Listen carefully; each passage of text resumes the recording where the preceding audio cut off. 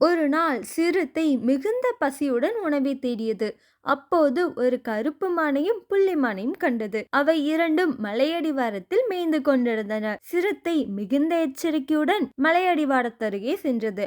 ஆனால் எதனை தாக்குவது என அது முடிவு செய்யவில்லை. அதே நேரத்தில் சிறுத்தையை பார்த்த மான்கள் இரண்டும் வேகமாக ஓடின. பிறகு அவை இரண்டும் ஒரு இடத்தில் இடது வலது பாதைகளில் ஓடின. சிறுத்தை அந்த இடத்துக்கு வந்தது. எதை துரத்தலாம் என்று தயங்கி நின்றது. பிறகு சரி, கருப்பு மானை துரத்தலாம், அதன் இறைச்சிதான் சுவையாக இருக்கும் என்று முடிவு செய்தது. கருப்பு மானை துரத்த தொடங்கியது. ஆனால் அதற்குள் அது தொலைதூரம் ஓடி போய்விட்டது. உடனே சிறுத்தை, அது வேகமாக ஓடக்கூடிய மான், அதை பிடிக்க முடியாது, பசி வேற அதிகமாகிவிட்டது. சரி, புள்ளிமானை பிடிக்கலாம் என்று தீர்மானித்து மற்ற பாதையில் ஓடியது. ஆனால் புள்ளிமான் எப்போதே பஞ்சாய் பறந்துவிட்டது. முக்கியமான நேரத்தில் முக்கியமான முடிவை விரைவாக எடுக்க வேண்டும். மற்றும் ஒரு இனிமையான கதையோடு நாங்கள் உங்களை சந்திக்கிறோம். லைக் மற்றும் சப்ஸ்கிரைப் பண்ணுங்க மக்களே. வீடியோ பார்த்த அனைவருக்கும் நன்றி.